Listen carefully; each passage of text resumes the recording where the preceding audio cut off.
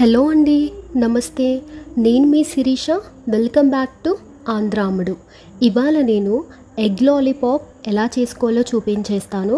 Late చేయకుండా ప్రాసెస్లోకి వెళ్ళిపోదామా?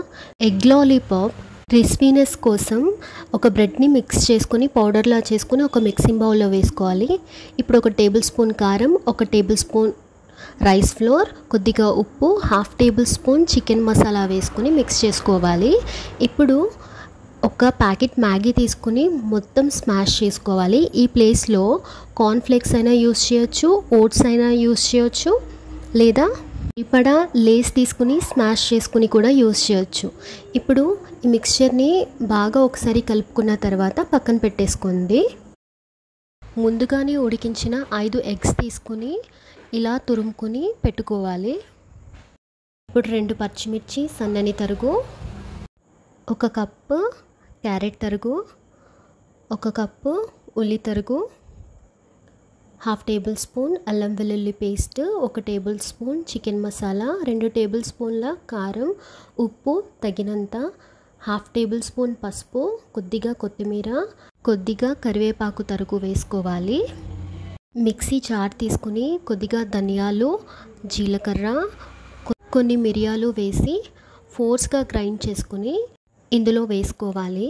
అరచక్క నిమ్మరసం స్క్వీజ్ చేసుకున్న తర్వాత మ్యాగీ మసాలా, 1 ఎగ్ వేసుకుని మొత్తం అంతా కలిసేలాగా బాగా మిక్స్ చేసుకోవాలి.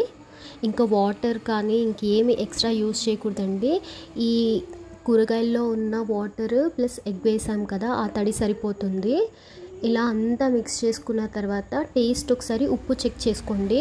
మీకు కావాలంటే ఇందులో కార్న్ఫ్లోర్ కానీ రైస్ ఫ్లోర్ కానీ మిక్స్ చేసుకోవచ్చు. నేను లైట్గా 1 స్పూన్ రైస్ ఫ్లోర్ యూస్ చేశాను.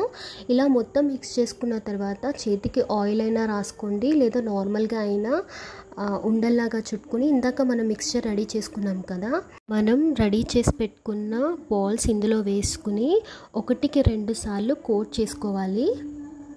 ఇలా కోట్ చేసుకున్న తర్వాత అన్నిటినీ ఒక ప్లేట్లో వేసుకొని పెట్టుకోండి. ఇప్పుడు ఇవన్నీ వేయించడం కోసం బాండీ తీసుకుని సరిపడా ఆయిల్ వేసుకుని బాగా మరగనివ్వాలి. ఆయిల్ మరిగిన తర్వాతే ఈ బాల్స్ ఇందులో వేసుకోవాలి. ఇలా వేసుకున్న తర్వాత 1 నిమిషం పాటు వరకు కదపకూడదు.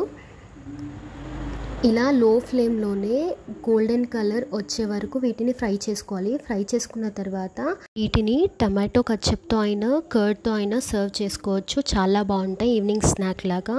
వీటితోనే చాట్ అయితే ప్రిపేర్ చేయొచ్చు, అది నెక్స్ట్ వీడియోలో పోస్ట్ చేస్తాను. అంతే అండి, సింపుల్గా ఎగ్ లాలీపాప్ రెడీ. వీడియో నచ్చితే లైక్ చేయండి, షేర్ చేయండి, సబ్స్క్రైబ్ చేయడం మర్చిపోవద్దు. Thank you.